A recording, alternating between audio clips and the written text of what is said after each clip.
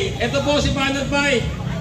Bay, masaya ka ba sa nangyayari sa lipunan natin, Bay? Una sa lahat, magandang araw po sa inyo. Alam niyo po, kagabi nandito kami ni Jay Ibarra. Nandun din po kami sa Congress po at nagsalita na nakikita po namin yung nangyayari at kung ilang oras po nilang inipit ang ating Vice Presidente at si Atty. Lopez doon. Ang tagal po nun, inabot po ata ng 3 oras bago po dalhin sa ospital. Alam nyo, hindi na po ito usapin ng politika, Duterte o Marcos. Ito'y makatao na po. Kung ang isang tao, kahit sino pa yan, kahit ano kulay niyan, kita mo na nakabulagta, tutulungan mo na yan. Diba? Hindi yung kung ano-ano pang sasabihin mo dahil ganito. Una-una, hindi naman po kriminal si Atty. Lopez. Siya po ay isang resource person. Kaya nga po, paulit-ulit sinasabi ni VP Sara Duterte, yung karapatan naman nun. Ako po, marami nagsasabi sa mga social media, tinatanong nila, dapat nang manawagan si VP Sara Duterte ng People Power o kaming mga vlogger. Alam niyo po mga kababayan, hindi na namin kailangan manawagan. Yan po ay nasa karapatan natin. Nasa Article 3 ng Konstitusyon yan, Bill of Rights. Ang karapatang magtipon-tipon at ipahayag ang kanilang saloobin sa nangyayari sa bayan natin. Hindi na ho ito usapan ng Duterte at Marcos. Ito po'y usapan na ng pang-aapi sa bawat Pilipino. Hindi na ho natin gustong usapan natin na kailangan mawala si Marcos. Hindi ho. Bawat isa sa atin ninanakawan ng mga congressman natin. Alam natin yan. Bakit? Ang yaman ng Pilipinas pero mahihirap tayo. Saan kayo nakakita na sobrang yaman ng bayan mo pero mahirap tayo? Bakit? Dahil nasa bulsa ng mga congressman. Tapos masaya kayo sa 1,000 ibinibigay sa inyo. 1 milyon ang ninanakaw sa bawat isang tao.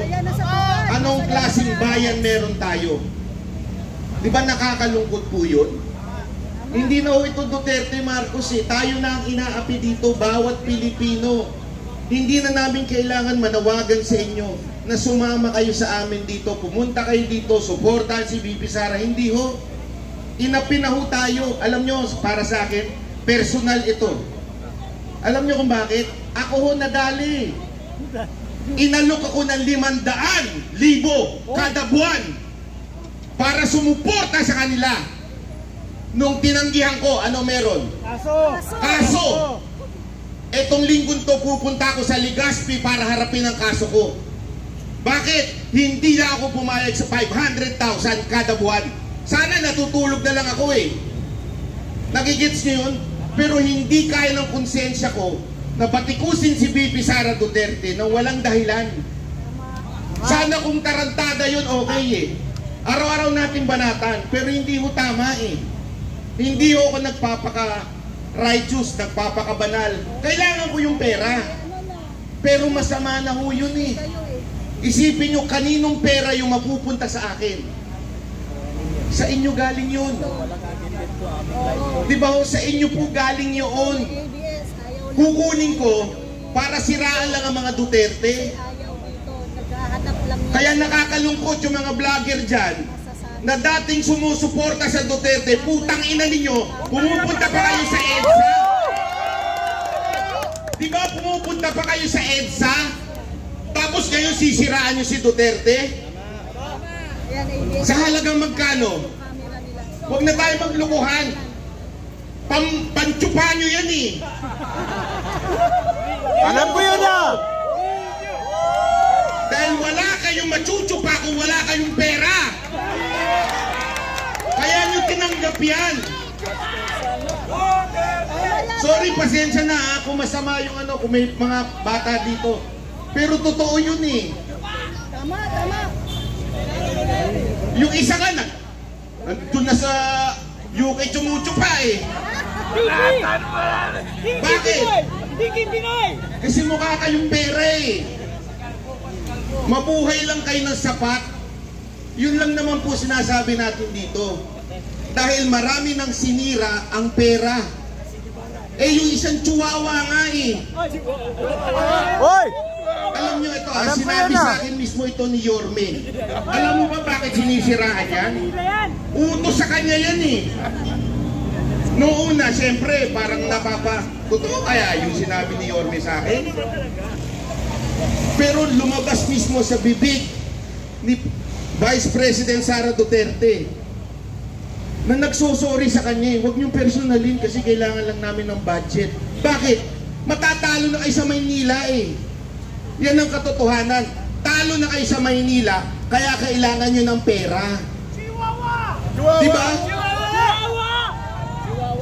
Kailangan nyo ng pera dahil hindi nyo kayang talunin yung umayos ng Maynila.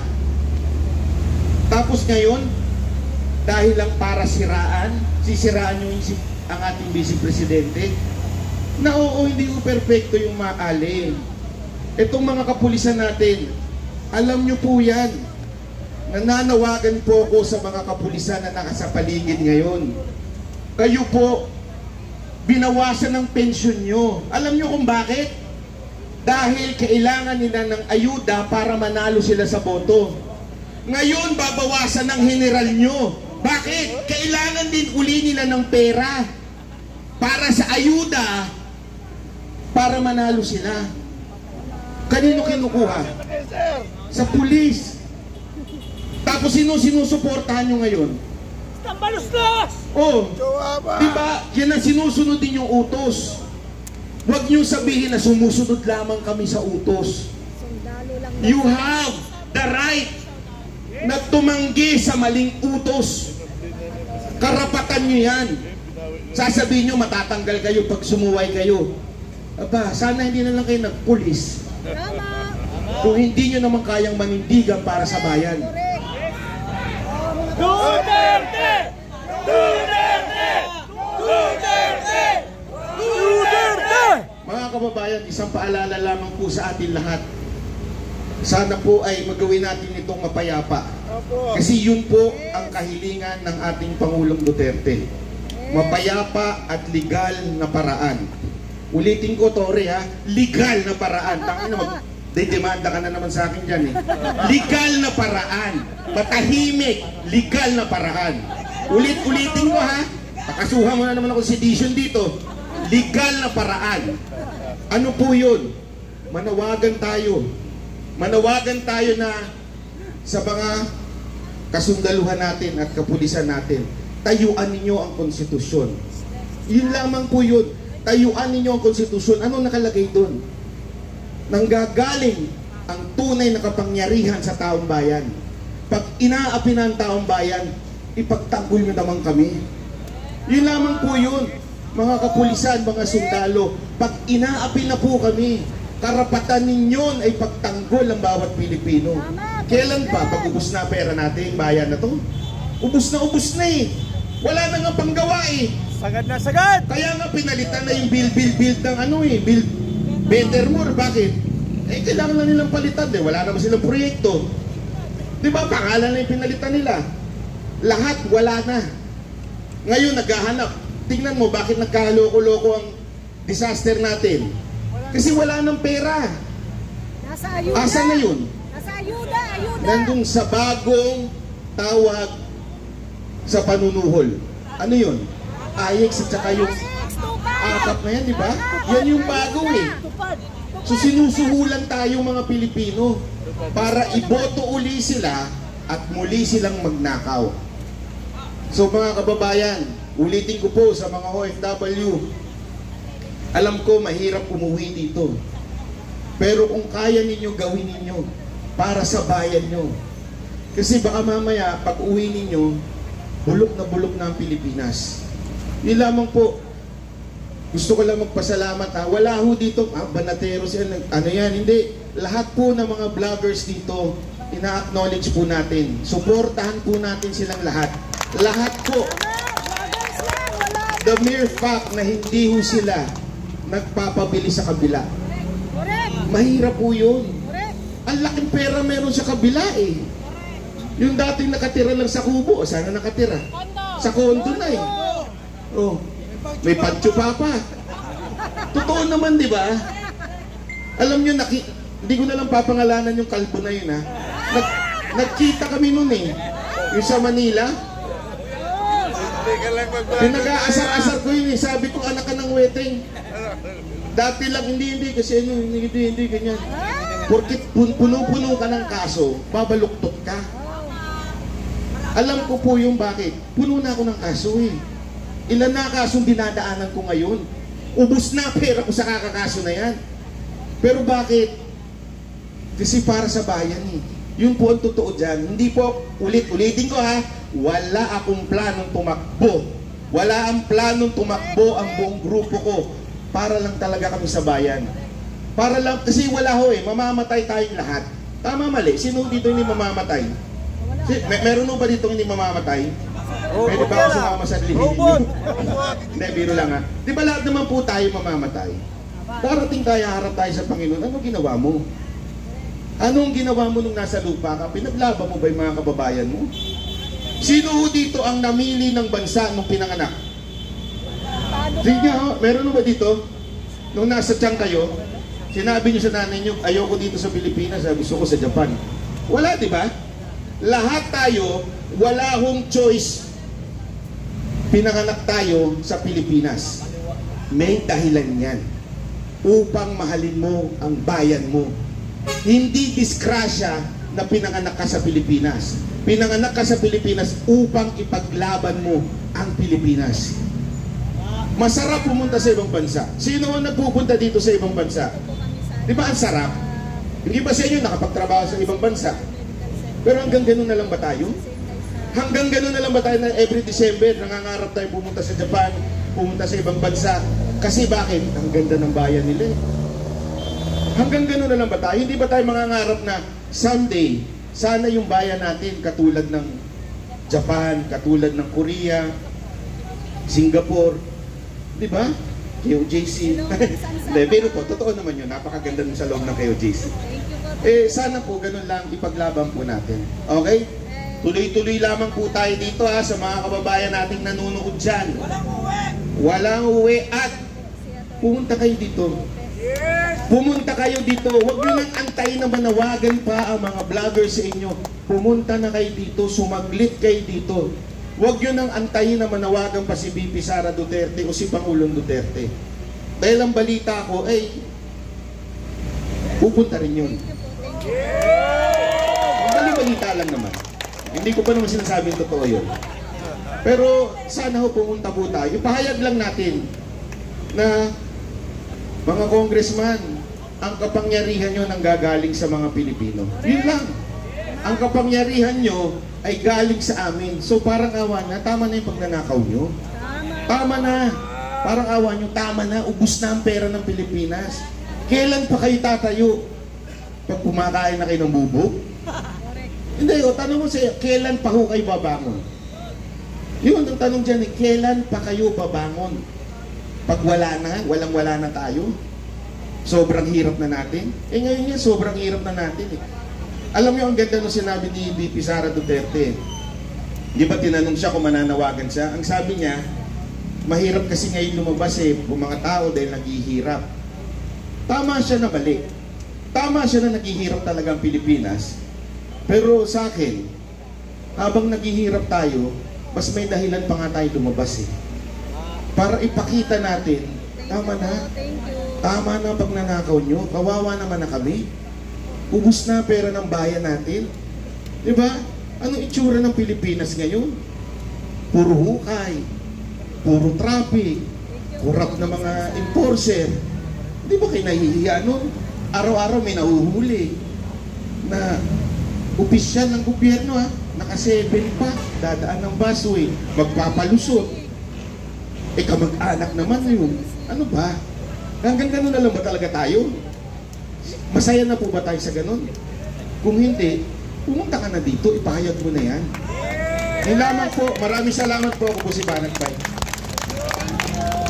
Alright, palagpakan po natin si Banat Bay.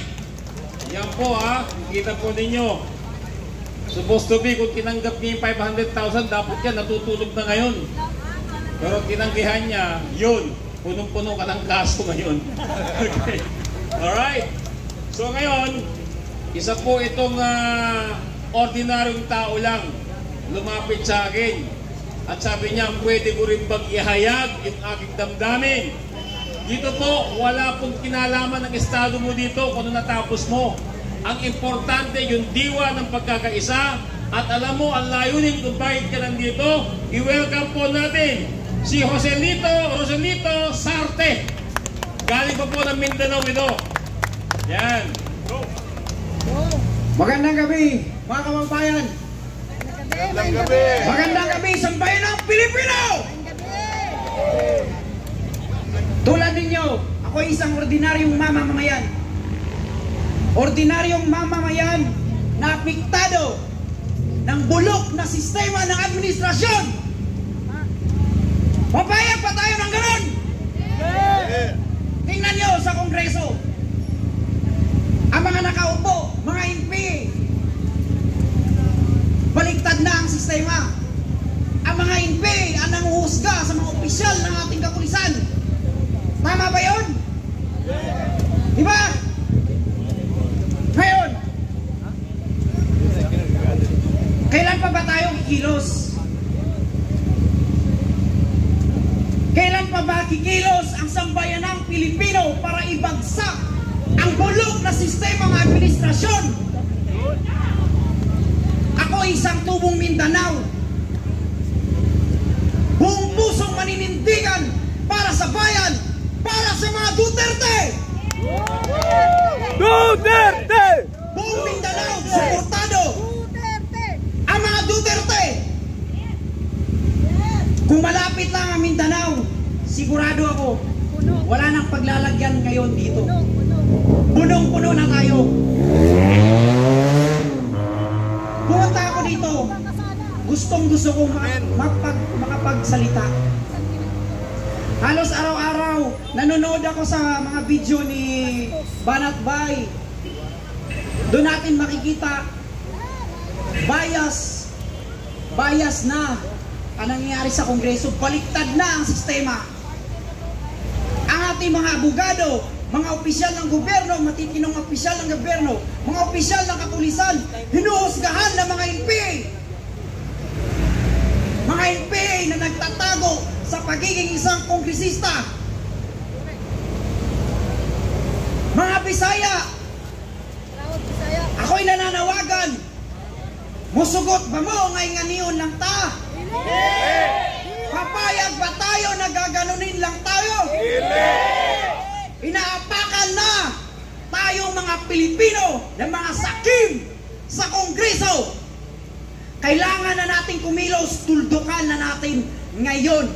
Dahil kapag natuldukan natin yan, mapuputulan ng sungay ang mga kongresistang sakim. Lalaban tayo para sa bayan, para kay Duterte! Duterte! Duterte! Duterte!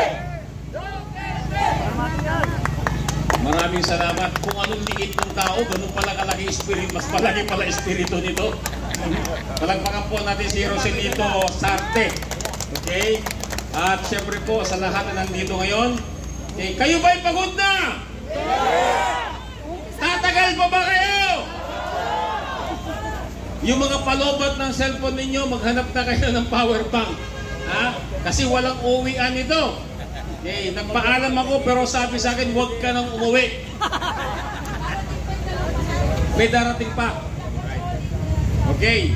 So, meron pa po ba sa inyong mga hanay ang gusto po maghayag ng inyong damdamin para po sa ating layunin sa gabing ito?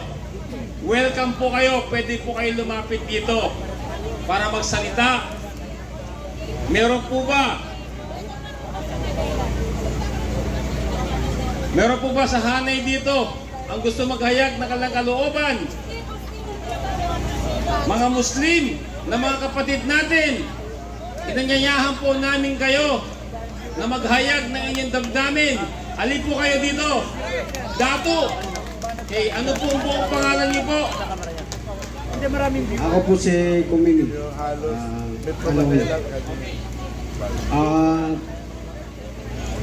Allahu Akbar! Allahu Akbar! Allahu Akbar! Kapatid, pasensya po, medyo maano po yung Tagalog natin. So, solid po tayo Duterte. Sana po lahat ng mga kapatid nating Muslim nandito sa Manila, pumunta kayo dito, sumuporta kayo kay Inday Sara. Protektahan natin si Sara Duterte. Duterte! Duterte! Masyado na nilang inipit ang Duterte. Duterte tayo, siyam na. Sino magsalita? Hanggang dito lang po.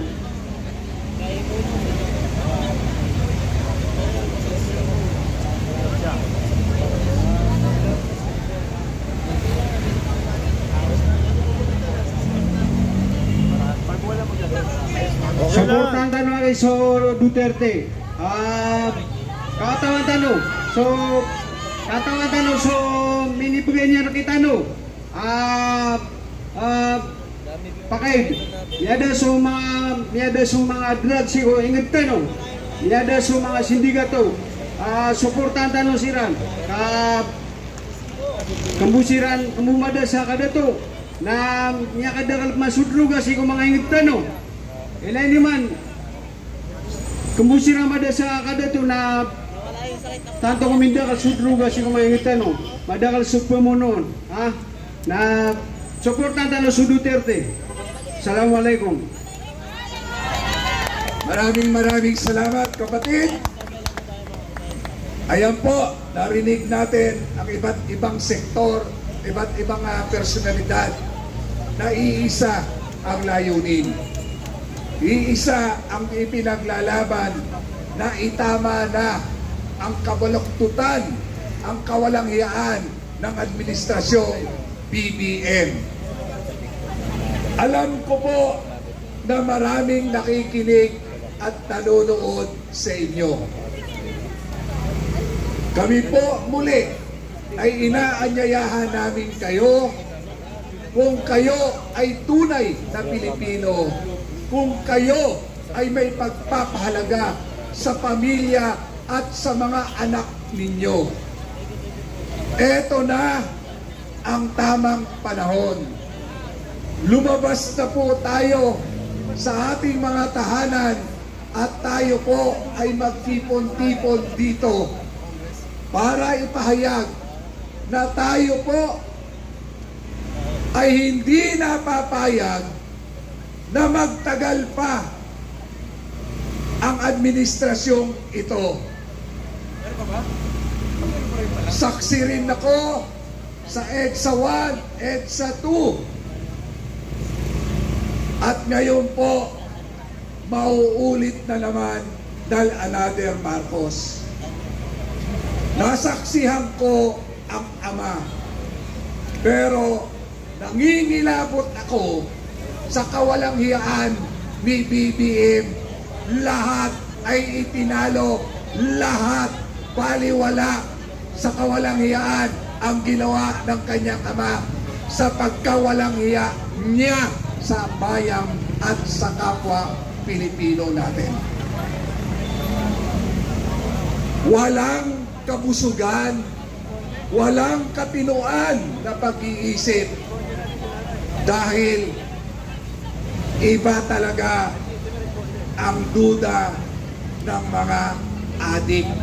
Yung tamang adik sa kamembro natin sa pamilya, saksi po kayo kung paano magbigay ng sakit ng ulo yung membro natin biktima sa droga.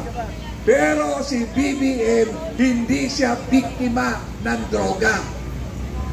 Siya ay adik na sa droga at adik pa sa pera. Adik pa sa kapangyarihan, sinisikil ang mga taong nagmamahal sa bayan at sa kanyang kababayan. Nasa atin pa kung ito ay ating pahabain pa. nasa ating mga kamay at nasa inyo lalo na kayong nanonood at kayong nagmamatyag. Huwag niyong hintayin na kayo ang maging biktima na sitwasyon ng administrasyong ito at iiyak kayo at sasabihin nyo bakit nangyari sa amin ito. Responsibilidad natin ang isa't isa. Responsibilidad natin ang ating kapwa. At may tungkulin tayo sa ating bayan. At may tungkulin tayo sa susunod nating henerasyon. Yan sana ang ating magiging sandata. Yan sana ang ating lakas para tayo tumapang labanan ang baluktot na nangyayari sa bayan natin ito. Kayo po na nandyan sa gilid, kayo ang kailangan ng suporta ng bayang ito. Huwag po sana tayo magbingi-bingihan at magbulag-bulagan. Muli, huwag tayong mapagod, huwag tayong manlambot, at higit sa lahat, huwag tayong magsawa sa kasisigaw, Duterte! Duterte! Duterte! Duterte!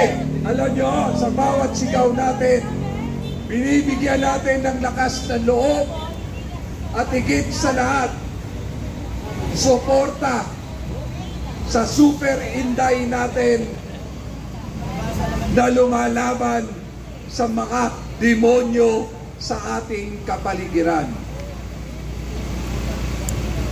Ulitin ko po, ngayon na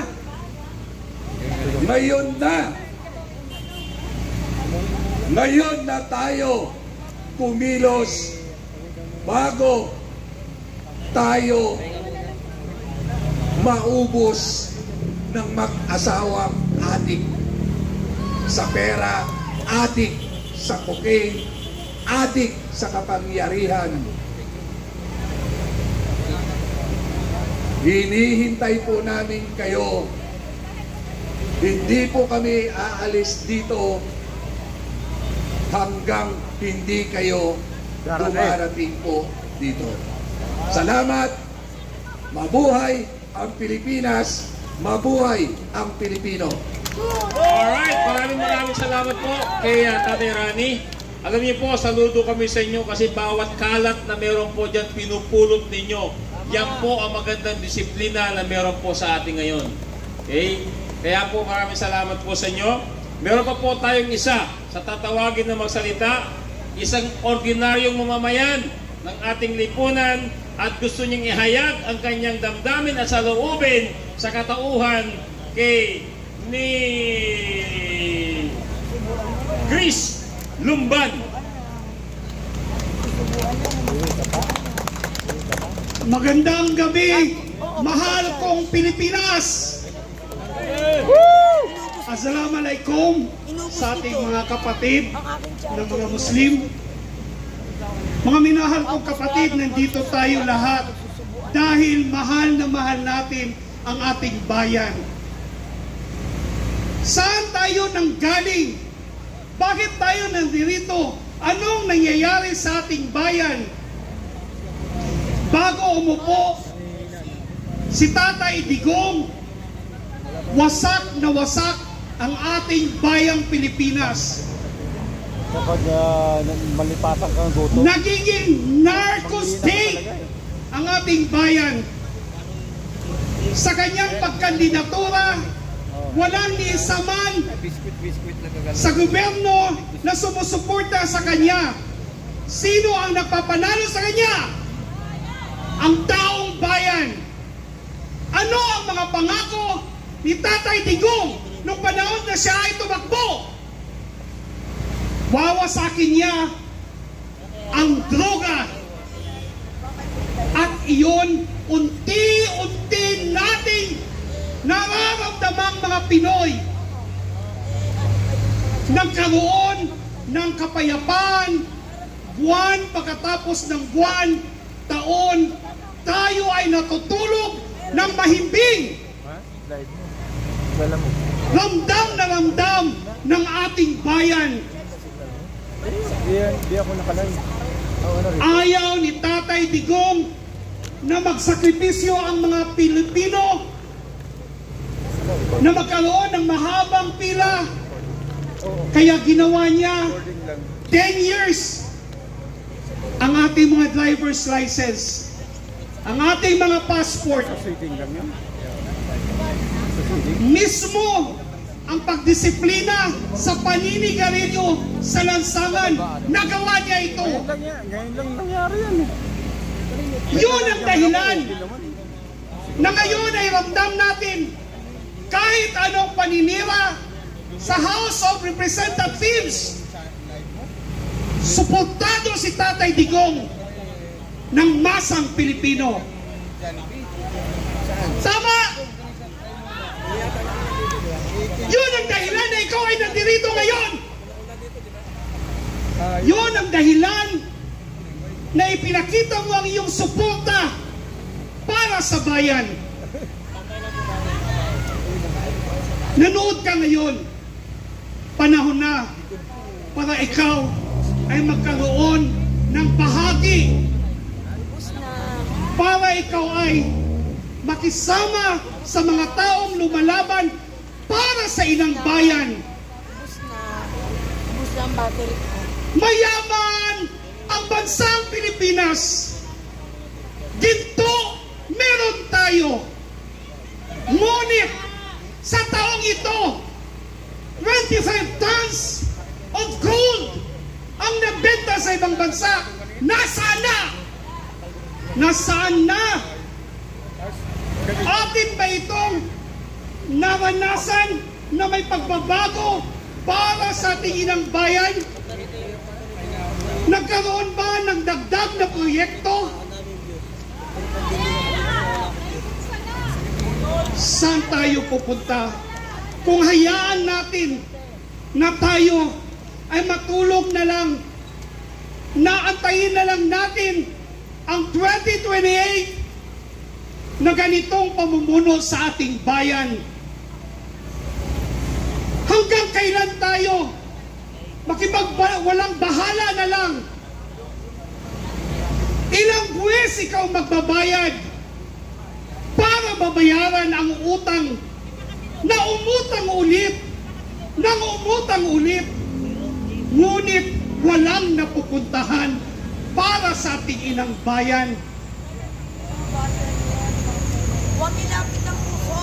Mabuti sana kung naghahanap sila ng good governance and transparency kay VP Sara, kung ang mga nagtatanong ay may mga transparency sa mga sarili. Kung ang mga nagtatanong ay hindi nagkwikwintas ng milyones, hindi nagkasasakyan ng milyones, hindi nagdadamit ng milyones.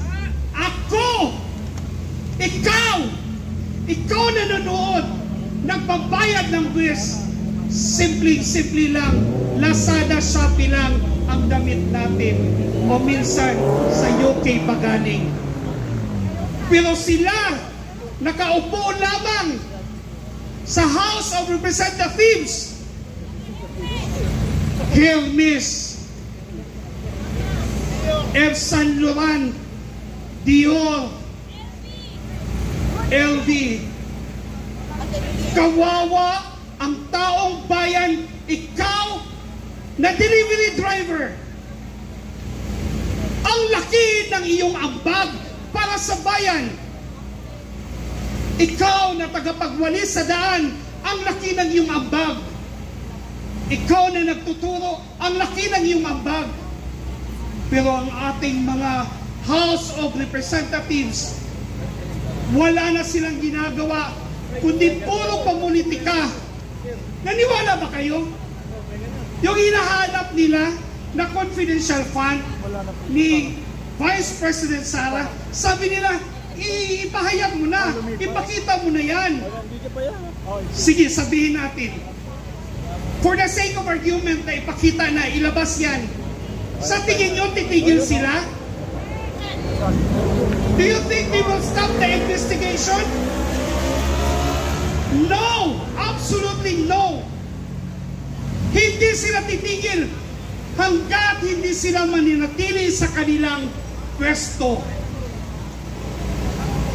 Millions of pesos of the people's money this House of Representatives has corrupted from the people of the Philippines. Ikaw, OFW, nanood ka ngayon, magkano ang remittances mo? Lahat, everyday ng mga Filipino na nasa ibang bansa, hindi ka ba naawa sa iyong pagpagod sa iyong sarili na pupunta lamang sa wala?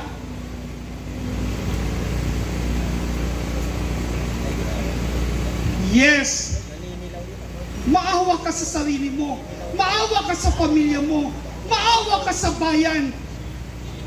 Hindi dahil bayad ka, magpakawalang bahala ka na lang, tumanggap ka ng bayad sa isang politiko.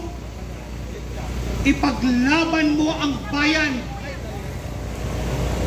Ikaw nanood ngayon, kung maaari, punta kayo dito. Dito sa North Avenue Veterans Hospital, nandito kami ngayon. Punta kayo, makinig kayo, makiisa kayo, lahat punta kayo dito. Yung nasa EDSA, yes, ang batasan nagpuntahan na kanina dito. Ang yung nasa EDSA, punta kayo dito sa Veterans Hospital. Sama-sama na tayo. Pinagtatawanan tayo ng ibang mga walang konsensya ng mga tao. Sabi nila, iilan lang kayo kung totoo kayong 32 million. Sige. Ipakita natin ang ating puwersa. Let us show force that we love our nation, that we are willing to sacrifice. Our sacrifice is not only for the sake of ourselves, but for the sake of our children and for the generations to come. Ilang henerasyon pa ang makakatikim sana na magandang pamumuhay sa ating bayan. Sumisigaw tayo, Duterte! Alam niyo ba at alam ba natin bakit Duterte? Dahil alam natin ang mga Duterte kasi sila ang may tunay na malasakit para sa bayan.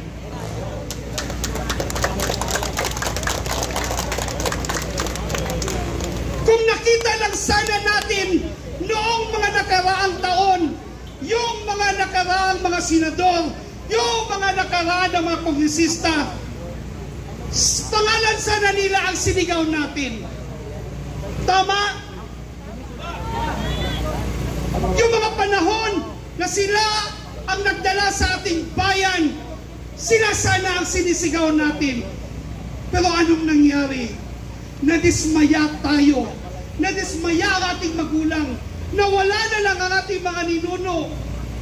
Tayo na ngayon, tayo na tumatayo, tumitindig para sa katotohanan.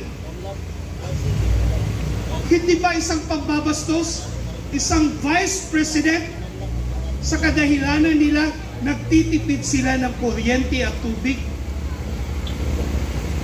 Pero hindi sila na konsensya sa pagwaldas ng pera ng ating bayan. Mayaman tayo.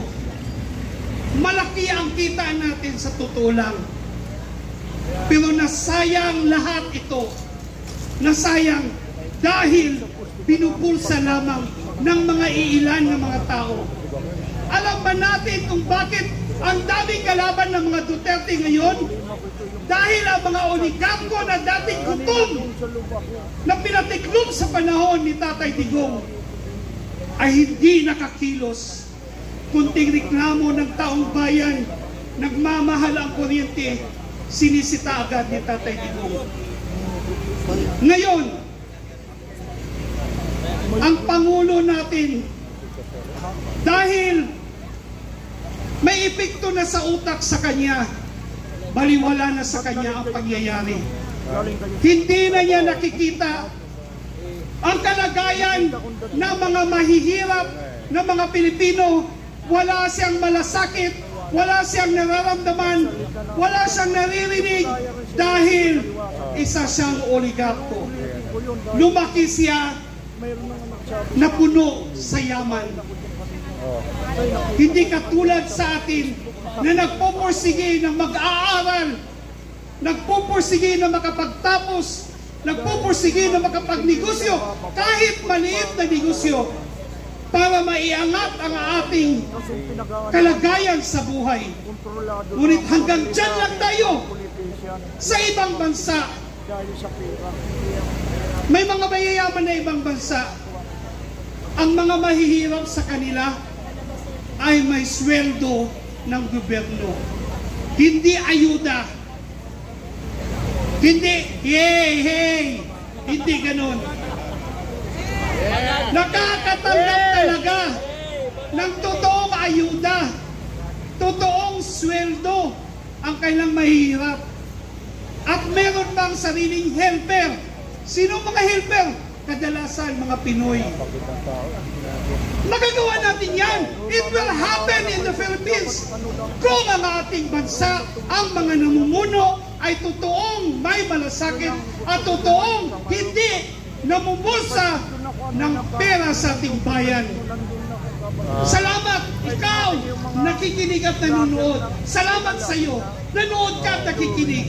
Sana, bago ka man matulog ngayon, maramdaman mo kung gaano mo kamahal ang bayang Pilipinas, gaano mo kamahal ang mga sunod na inilasyon. Kung maaari yung mga gustong, yung mga nananawagan na people power, hindi na namin sasabihin na mag-people power tayo. Ngunit punta na kayo rito. Lahat yung mga nasa EDSA, those who are willing to give a simple sacrifice for the motherland. Mahal na mahal natin ang ating bayan.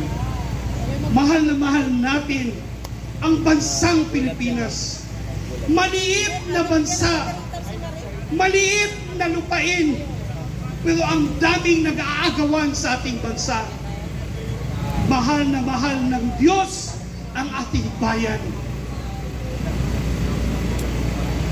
Ngunit kung tayo ay magpabulag-bulagan lamang, hayaan na lang natin na malugmok ang ating bayan sa kahirapan. Malugmok ang ating bayan dahil sa bayarang mga mainstream media. Walang mangyayari. Kawawa ang pinaghirapan nila Gato si Rizal. Sayang ang pinaglalaban nila Gat Andres Bonifacio. Sayang ang pinaglaban ng ating mga ninuno para sa inang bayang Pilipinas. Ikaw, nakikinig ka ngayon.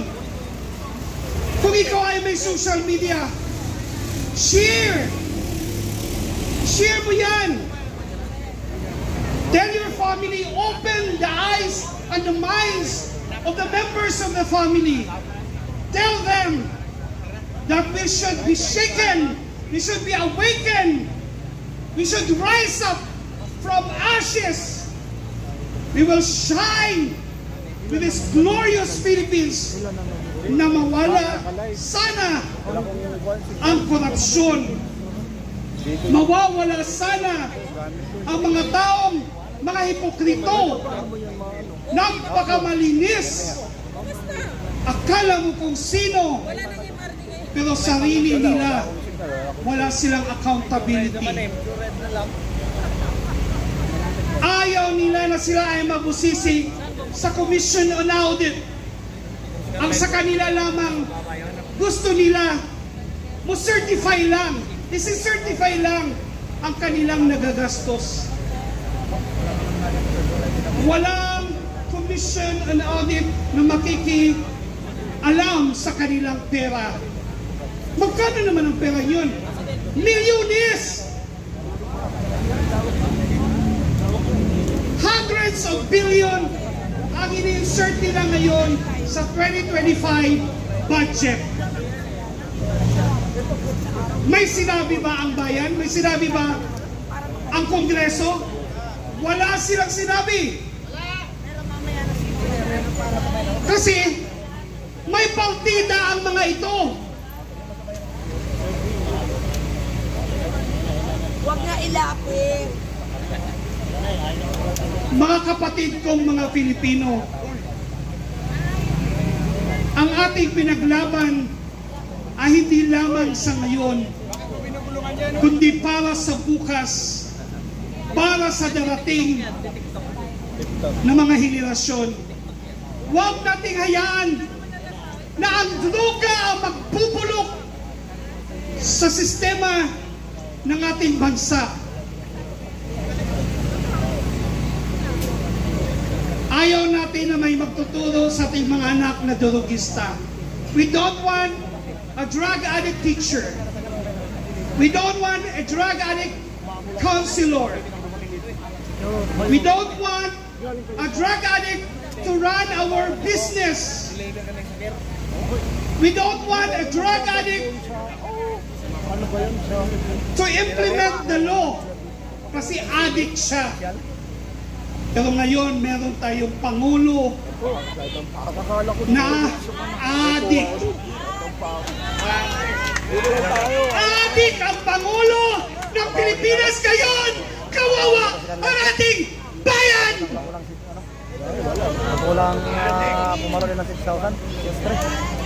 Addict ang ating bayan.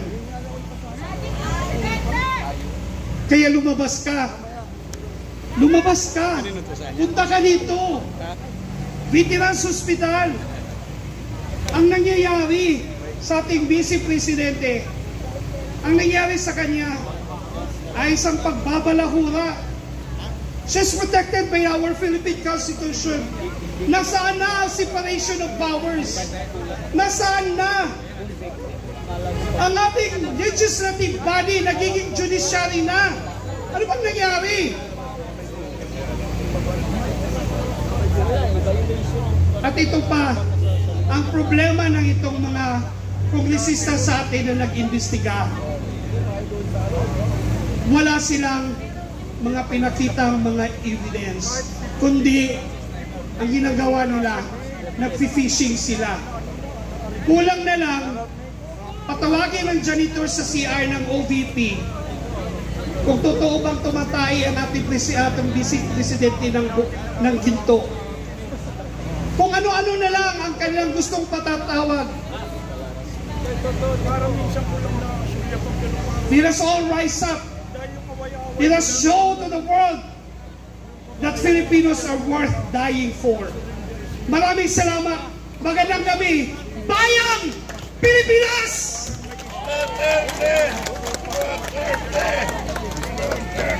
Maraming salamat po kay Chris Lumban. Nakita niyo po yon? Kay pwede, no? Kay meron pa po bang kasunod mula sa hanay na nandito ngayon? Sa mga kapatid nating Muslim, meron po pong mga lawa, kung pwede po magsamaysay. Nais po namin marinig ang inyong damdamin, ang inyong pahayag. Okay? Sino po ba? Ayun! Si Sir Manny Chu, isang OFW. Dito kayo, Sir Manny. Dito. Yan. Sir Manny. Go! Magandang gabi ulit, mga kadidiis. Nagbago na yung yung karamihan ng mga nandito. Kanina, Nagpahinga na sila. Ganun lang, palitan tayo. Yung nandito ngayon ng mga bago, wag po tayo aalis. Pag wala tayong kapalit, hindi po magsasaksis ang ano natin. Na-break na natin ang record sa Liwasang Bonifacio. Na-break na natin, palakpak po tayo. Sa Liwasang Bonifacio, nung nilusob ang QGC sa Davao, kinausap ko ang leader doon ng QGC, dapat kung magsasakses ang protesta natin sa Malacanang ay continuous hanggang hindi bumaba ang mga bangag sa Malacanang. Pero wala yon. Siguro second ako doon sa mga alas 9 na kasi natatapos doon 9 or 10. Nung una pa, nung April, may Jericho March na doon pa rin ako. Wala rin yun, hindi na break. May Jericho March pa yung mga KOGC. Ngayon, wala akong nakikita dito nga KOGC. Ito, mga sister natin.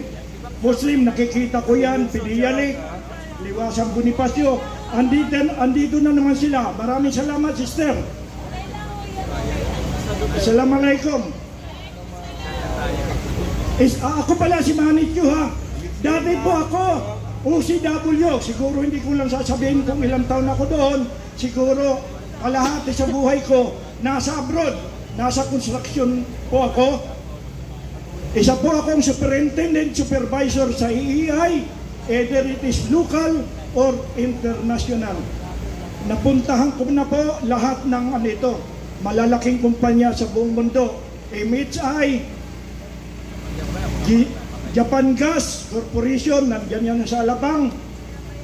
Bictil sa Pilipinas, sa Amerika yon. Napuntahan ko na, kaya yung ano ko ngayon, gano'n na. So ito pa, nagsalita ko kanina, wala doon tao pa sa Ender Island. Doon sa mayroon ako nakikita. Marami pong salamat. Kumaway po kayo, kumaway. Kung napapakinggan po kayo. Ito, pampagising muna. Pampagising. Doon sa Ender Island, ha, medyo malapit-lapit kayo. Sumunod kayo. Matanda na ako pero susubukan ko yung lakas ko kung kakayanin mag-break nyo. Duterte!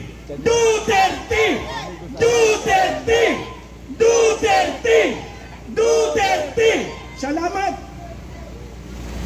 Ganun lang yun kasi yung iba sa atin inaantok na, magpalitan tayo.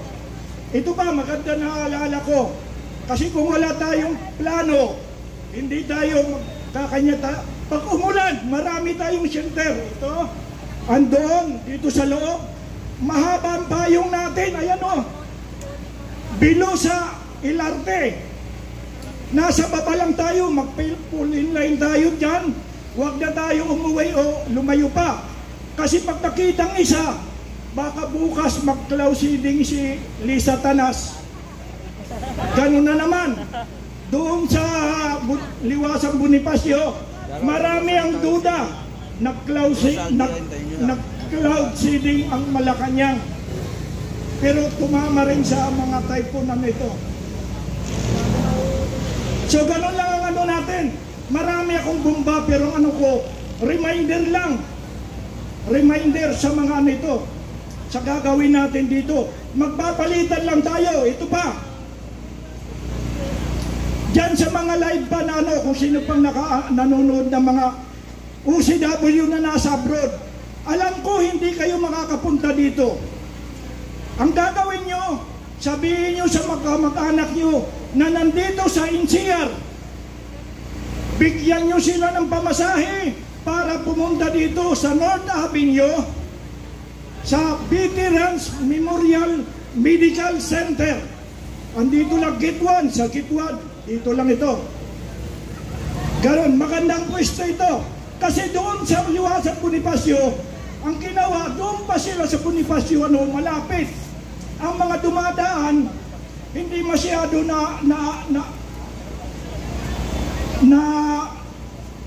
ano ito sa Tagalog, dahil waray ako, waray.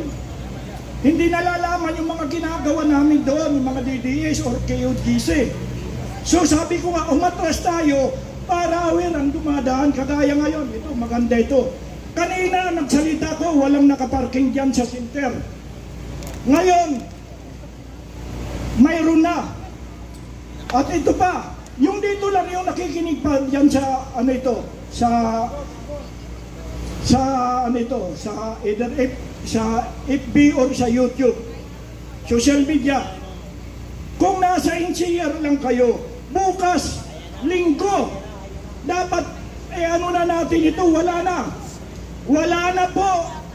Para sa akin na, wala na po. Kung iintay natin, baka next week, hindi na Vice Presidente si ano ito, BP Sara. Ayan, nakalagay dito. So for BP Sara, napapakinggan ko nito during last December 15, nandyan na yan sa ano ito, sa Justice, sa City Hall ng Maynila. Salamat, sir. Oo. Ipapasok ko sa iyo. Nakikita ko na yan, may banner pa ako sa bahay na parang... Wala rin ito ngayon. Sana pa-play ko dyan. Yun lang po ang reminder ko sa atin na nito. Yung nandyan sa social media, bukas linggo, dapat pumunta na kayo dito. Magpalit-palitan tayo. Ako, siguro mga 2 araw, kaya ko pa. Walang problema po dito. Sinasabi kanina, kanina o kagabi, napakinggan ko mismo kay Marlica, kay Perlidi Marlica. Walang problema ang tubig, walang problema ang pagkain, hindi pa kasi nagbibigay ha. Dito pa lang yan. Kasi yung nasa EDSA ko, EDSA to, nandun ako doon. Isang araw lang absent ko, that is Friday evening. Ang unang araw, di kadaya ngayon, may tubig, may pagkain, may Jollibee. Doon, yung second night, mayroon na. Nandun na mga madre kung sino-sino, may kindi, may tubig. Pero dito, unang araw na, ayan na. Marami po, wala dito. Huwag kayo magka-problema sa pagkain. Kakakain po pa lang. Meron pa dito sa likuran. Walang problema, pamasahe lang. Marami pong salamat kasi may susunod pa. Dapat gawin natin ang ginawa natin ngayong gabi, bukas at sa susunod na araw. Marami pong salamat. Mabuhay ang Pilipinas. Maraming salamat po, Sir Manny Chu. Ngayon po, papakinggan naman natin ang ating amigo. Walang iba kundi si amigo Saldi! Saldi ko ba to? Saltik ko? Akala ko Sir Paul eh. Ganda lalaki eh.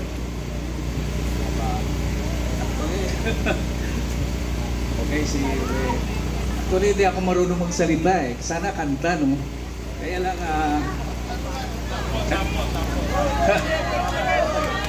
hindi, actually, mamaya dito may play ako dyan.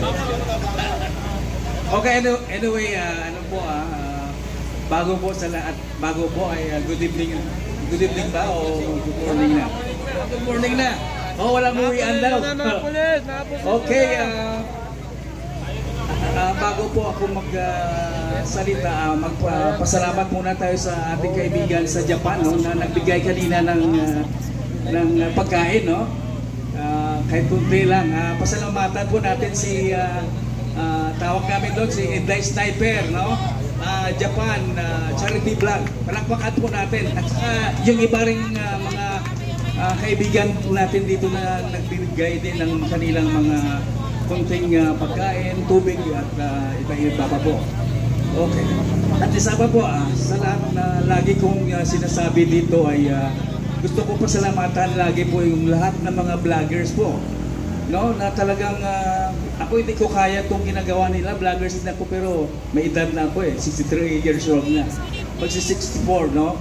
Actually, itong mga vloggers na to talagang saludo tayo dito. Kaya sila po ang palakpakan muna natin. Lahat po, palakpakan natin. Kilala ko lahat yan. O kasama ko pero mas matindi ito dahil sa ulan man, bagyo, andyan sila, init. Kaya pa nila ako may high blood na. Anyway, maraming salamat din po sa lahat na sumusuporta po sa ating mahal na Vice President, no, na Talagang kinakawawa po yung mga Duterte. Pero hindi bali po ay kailangan po natin na ipaglaban po natin. Wag po tayo tumigil, no? Kasi isa lang po ang mga Duterte, isa lang po sila, wala na tayong hanapin pa. Naghirap lahat, lalo na po si Tatay Digong. 6 years po ang time na talagang binigay ni Tatay Digong yung lahat niyang damdamin sa atin, no, na tinulungan tayo, inangat po tayo. Ngayon, ang nangyayari sa atin, pabagsak na naman. At saka isa pa, may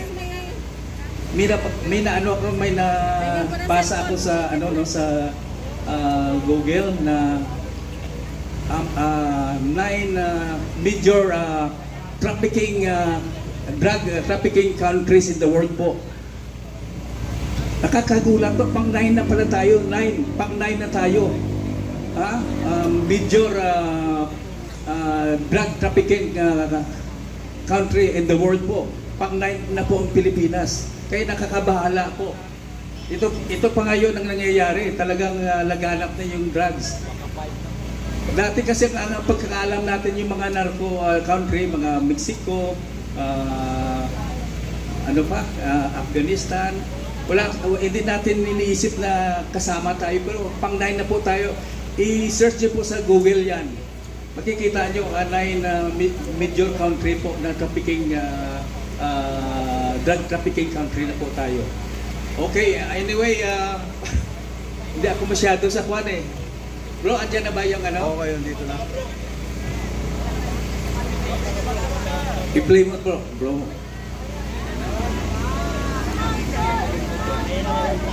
Oy, assistant! Assist mo nga yan! Assist mo! Assist mo yan, kamote! Ayusin